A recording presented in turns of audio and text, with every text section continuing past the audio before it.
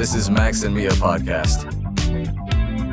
Hello, everyone. Welcome back to another episode of Max and Mia Podcast. Good to have you with us. Really glad you're here.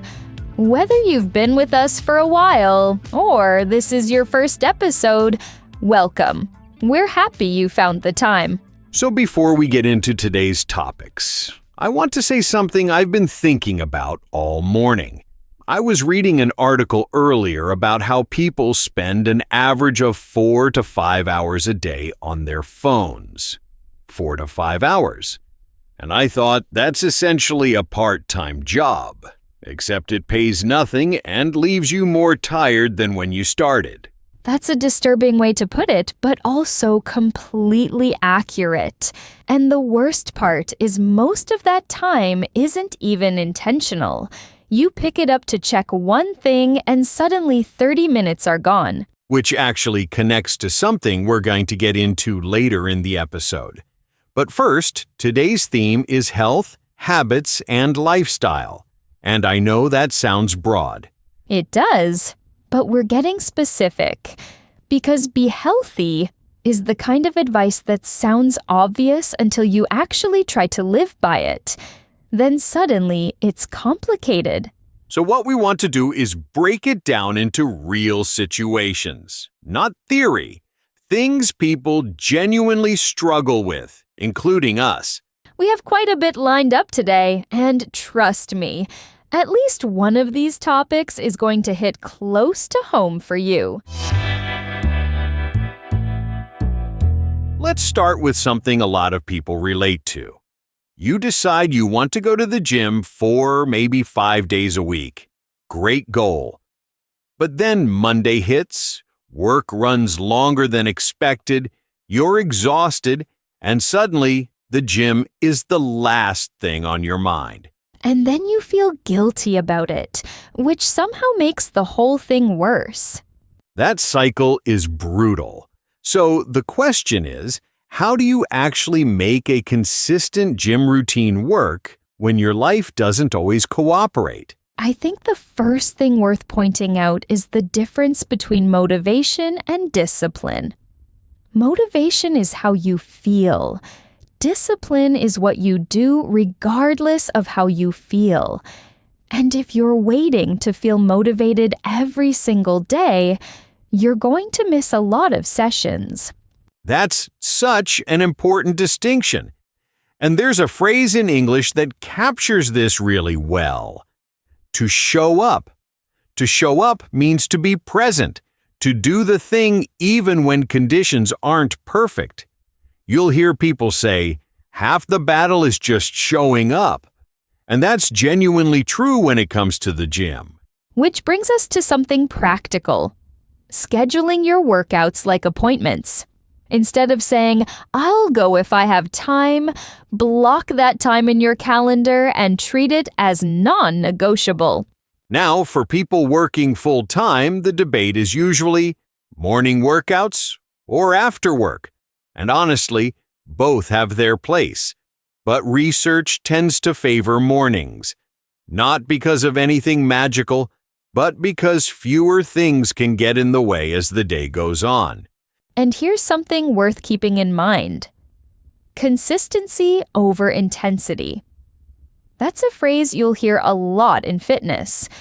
And it means that going to the gym 4 times a week at a moderate level will always beat going once a week and completely exhausting yourself. The body responds to regularity, not to occasional extreme effort. Related to that is the idea of burning out. If you push too hard without proper rest, you burn out. You stop completely. So rest days are not a sign of weakness. They are part of the structure. And something that a lot of people overlook on those rest days is active recovery. It sounds technical, but it just means staying gently active on the days you're not training. A walk, some light stretching, maybe yoga. You're not doing nothing, but you're not pushing either. You're letting the body repair itself while still moving. So, to bring this together, The key to balancing work and a gym routine is not finding more energy. It's building a structure that doesn't depend on energy. You schedule it, you protect that time, and above all, you embrace the idea of progress over perfection. Missing one day doesn't erase your effort. What matters is the overall pattern, not any single session.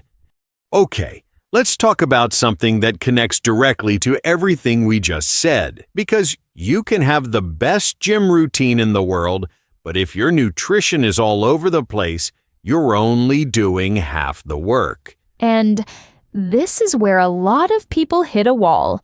Not because they don't know that eating well matters, but because cooking every single day feels like a part-time job on top of everything else. So the big question, is it actually worth cooking at home, or is delivery just more realistic for busy people? Let's start with the honest numbers. When you order delivery, you're not just paying for the food. You're paying for the service fee, the delivery fee, the tip, and often a markup on the items themselves. What looks like a $15 meal can easily become $25 by the time it arrives at your door. And there's a really useful expression for this: the hidden cost.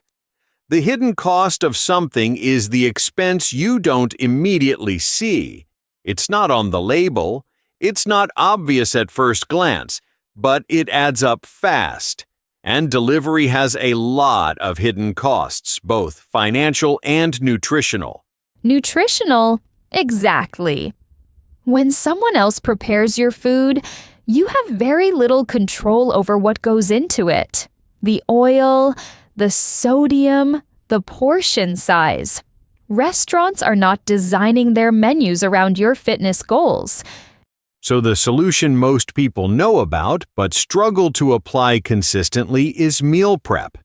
And the concept is simple. You dedicate 1 or 2 days a week to cooking in bulk. So the rest of the week, your meals are basically already done. Batch cooking is the term a lot of people use for this. You make a large quantity of something at once, store it properly, and work through it across the week.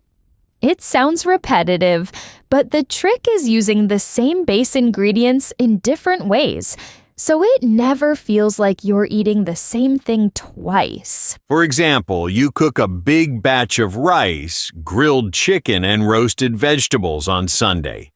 Monday, that becomes a bowl. Tuesday, you wrap it. Wednesday, it goes into a quick soup. Same ingredients, completely different meals. But before any of that happens, there's a step that people often skip: meal planning. Deciding what you're going to eat before you're hungry. Because when you're tired and there's nothing ready, that's exactly the moment you reach for your phone and order something. The decision has already been made for you by your hunger. And this connects to something called decision fatigue. The idea is that every choice you make throughout the day costs you a small amount of mental energy. By the evening, that energy is mostly gone. So if you haven't planned your meals, your tired brain will always default to the easiest option, which is rarely the healthiest one. Meal planning eliminates that decision entirely. The choice was made on Sunday when you had the energy to think clearly. And for anyone who says they don't have time to cook, the real question is, how long does it actually take? Most simple, nutritious meals are ready in 30 minutes or less. Compare that to waiting 45 minutes for a delivery that costs twice as much. It really comes down to upfront effort versus long-term convenience. Cooking asks for effort at the beginning of the week, but that investment pays off every single day in time, in money, and in how your body feels. And feeling good feeds directly into your performance at work, your energy at the gym, your sleep. It's not separate from everything else we talked about. It's the foundation. Everything feeds into everything else. That's kind of the whole point of today. All right, so we've covered a lot of ground today. Gym routines, meal prep, the hidden costs of how we eat, decision fatigue. And sometimes the best way to hear how all of this actually sounds is to listen to a real conversation. So, up next, we have a dialogue between two friends who are catching up. And naturally, the conversation drifts into exactly the things we've been talking about. Pay attention not just to what they say, but to how they say it. Notice the expressions, the way ideas connect, the tone. It's not a textbook conversation. They interrupt each other, they go off on small tangents, they speak the way people actually speak. And that's exactly the point. So listen carefully, and we'll be back right after. Okay, so I have to ask. You've been going to the gym like 5 days a week for the past month. How are you actually pulling that off? Honestly, I stopped waiting to feel like going. That was the whole problem before. I'd get home from work, I'd be tired, and I'd talk myself out of it every single time. Now I just go. I don't negotiate with myself about it. That sounds easier said than done. It is at first, but I think the shift happened when I stopped treating it as optional. I put it in my calendar the same way I'd put a meeting. Tuesday, Thursday, Saturday, those slots are just taken, non-negotiable. I get that.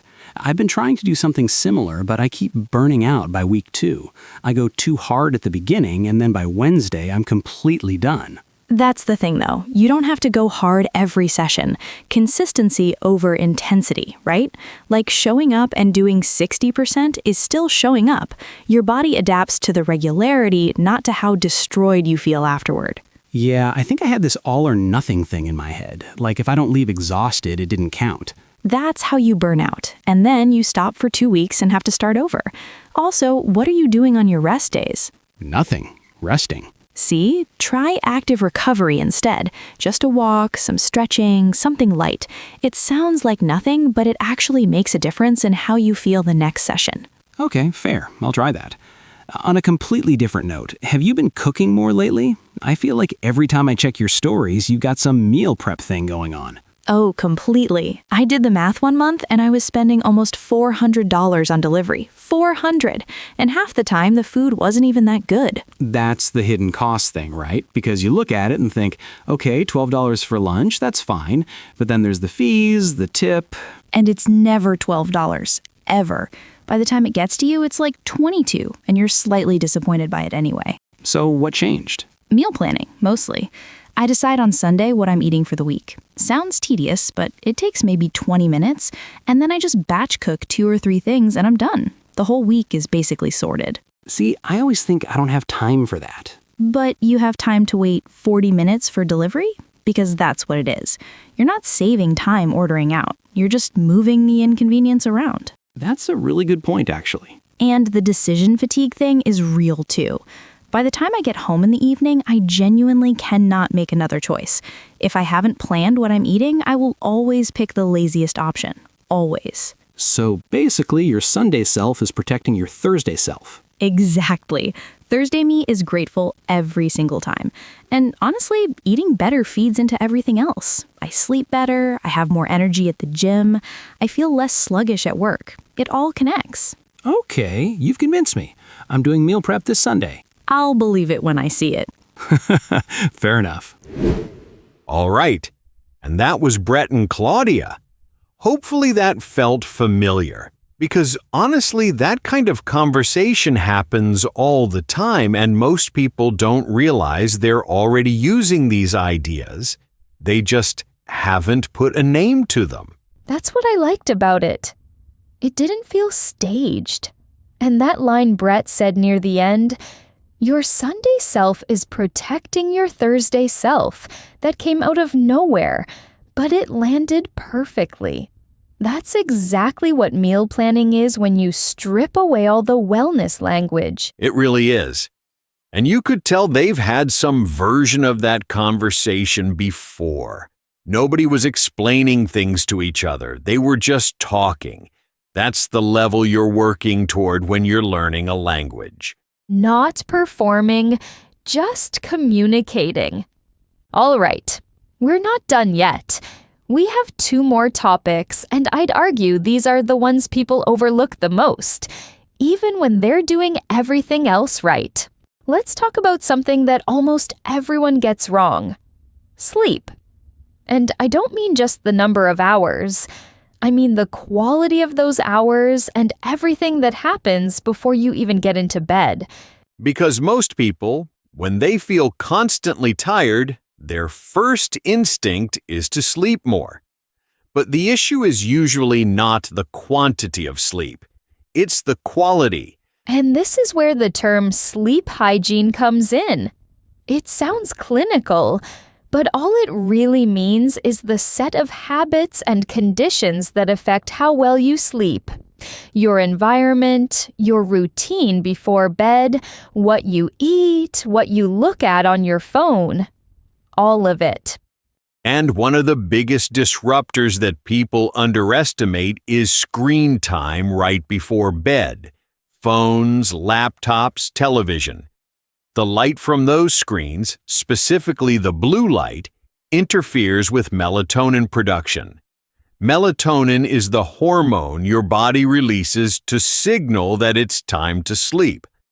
When you're scrolling 30 minutes before bed, you are essentially telling your brain to stay awake. There's a phrase worth knowing here. Winding down. To wind down means to gradually slow your body and mind before sleep. The opposite of going from full speed to lights off in 2 minutes, which is what most of us actually do. And the body really does respond to ritual.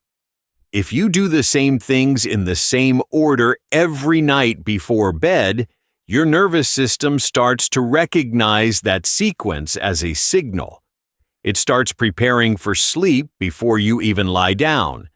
That's what people mean when they talk about a bedtime routine. It's not just for children. Another concept that comes up a lot is sleep debt. If you consistently sleep less than your body needs, that deficit accumulates. You can't fully recover from a week of 5-hour nights with one long sleep on the weekend. The damage is real, and it builds up. And the consequences go beyond just feeling groggy in the morning.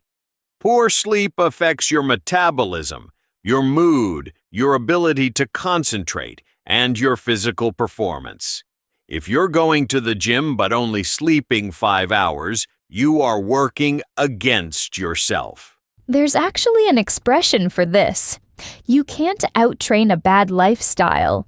You can put in the work at the gym, but if your sleep and recovery are off, the results will always be limited. So, what does good sleep hygiene actually look like in practice? Consistency is the first thing.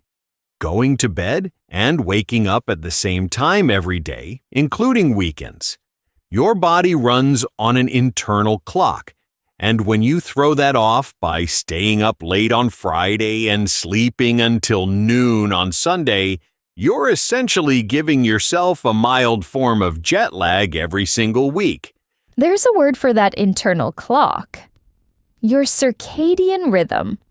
It's the biological cycle that regulates when you feel alert and when you feel sleepy. And it thrives on routine. Disrupt it regularly, and your energy levels will reflect that. The other practical things are keeping your room cool and dark, avoiding caffeine after 2 or 3 in the afternoon, and genuinely trying to decompress before bed. Read something, stretch, do something that isn't a screen. It sounds simple because it is, but simple doesn't always mean easy to stick to. And I think the takeaway here is that sleep is not passive. It's not just what happens when you stop doing things. It's an active process that your body needs to do well, and your job is to give it the right conditions. All right, and this connects directly to sleep because recovery doesn't just happen in the gym. It happens when you're resting, eating, and sleeping. And it's one of the most undervalued parts of any fitness routine. There's this mindset that a lot of people fall into, and it's the idea that more is always better. More sessions, more intensity, more effort, and up to a point, that's true. But beyond that point, you're not building, you're breaking down. The technical term for this is overtraining. Overtraining is when the stress you put on your body exceeds its ability to recover. And the symptoms are counterintuitive because they look a lot like not training enough. Fatigue, lack of motivation, performance that suddenly drops, trouble sleeping. So people push harder thinking that's the solution, and it makes everything worse. Exactly. And this is why the phrase rest is part of the process isn't just something people say to feel better about taking days off. It's physiology. When you lift weights or do intense cardio, you're creating microscopic damage in your muscle tissue. The actual growth, the adaptation, happens during recovery, not during the workout itself. There's a term for this. Supercompensation. It's the process by which your body not only repairs the damage from training, but rebuilds stronger than before. But that only happens if you give it enough time and the right conditions. Cut recovery short, and you interrupt that process. And recovery isn't just about doing nothing. There are different layers to it. Sleep, as we just talked about, is the deepest form. But there's also nutrition, hydration, stress management, and active recovery, which we mentioned earlier. That light movement that keeps blood flowing without adding more strain. One expression that comes up in this context is listening to your body. It sounds vague, but it's actually a skill. Learning to distinguish between the discomfort of a good workout and the warning signals of something that needs rest. That soreness that tells you the muscles worked hard versus the kind of pain that tells you to stop. And for people who feel guilty about rest days, there's a reframe that might help. A rest day is not a day you didn't train. It's a day your body is training without you having to do anything. The adaptation is happening. You're just not in the room for it. That's a really good way to put it. Progress over perfection applies here too. The goal is the long game. Staying consistent over months and years, not burning out in the first 6 weeks because you refuse to slow down. And I think the broader point is that health isn't built in individual sessions. It's built in the space between them. The sleep, the food, the recovery, that's where the results actually come from. The workout is the stimulus. Everything else is the response. And without a proper response, the stimulus doesn't produce much. Okay, last topic of the day, and honestly, this one might be the hardest to talk about because almost everyone listening is guilty of it, ourselves included. Phone addiction. Or more specifically, what constant screen time is doing to your brain, and why it's so difficult to stop even when you know you should. Let's start with the word that explains everything: dopamine. Dopamine is a chemical your brain releases when you experience something rewarding: food, exercise, a good conversation. But the issue is that social media, notifications, short videos, all of those things are specifically designed to trigger small dopamine hits over and over again in rapid succession. And your brain adapts.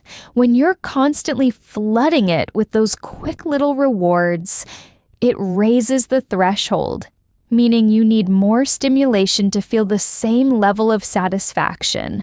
Things that used to feel enjoyable, reading a book, going for a walk, sitting quietly, start to feel boring because they can't compete with the pace of what your phone offers. There's a term for this: dopamine dysregulation. It's when your brain's reward system gets thrown off balance by overstimulation, and the signs are pretty recognizable. You pick up your phone without thinking about it. You feel restless when you're not doing anything. You struggle to concentrate on one thing for more than a few minutes. Which is why the concept of a dopamine detox has become so widely discussed. The idea is to intentionally reduce or eliminate high-stimulation activities for a period of time, so your brain can recalibrate, reset its baseline, essentially. Now, the name is a bit misleading because you're not literally removing dopamine from your body. What you're doing is reducing the frequency and intensity of the triggers, giving your reward system a break so it can become sensitive again to smaller, quieter pleasures. And even without going full detox mode, there are practical ways to pull back. One of the most effective is setting what people call friction. Friction means making something slightly harder to do so you don't do it automatically. Deleting apps from your home screen, turning your phone face down, leaving it in another room while you eat or sleep. Small barriers that interrupt the reflex. Because a lot of phone use isn't intentional, it's habitual. You're not consciously deciding to open Instagram, your hand just does it, and friction breaks that automaticity. There's also the idea of replacing the habit rather than just removing it. If you reach for your phone out of boredom or discomfort, the goal isn't to just sit with nothing. It's to have something else ready. A book nearby, a notebook, even just stepping outside. You're redirecting the impulse rather than fighting it head-on. And the connection to everything we've talked about today is real.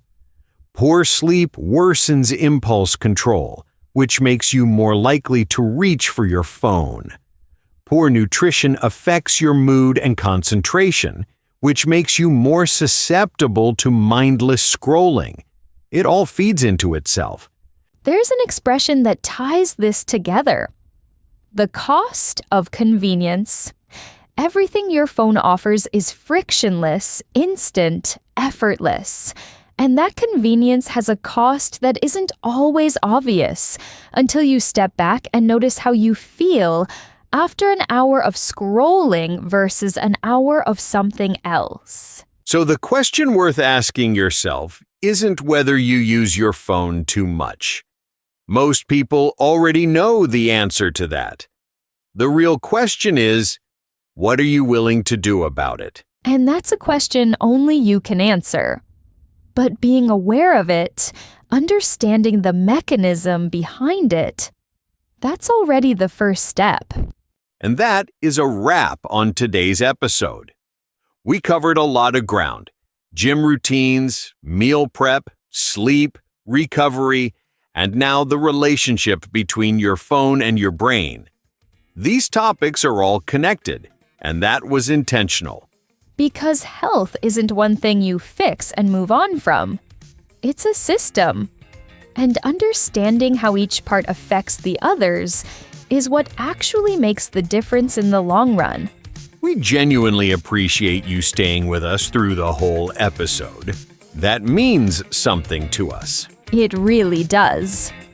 And if you're here because you're working on your English, we hope today gave you not just vocabulary, but a way of thinking in the language. That's what gets you from sounding good to sounding natural. So stay curious, stay consistent, and we'll see you in the next one. Take care, everyone!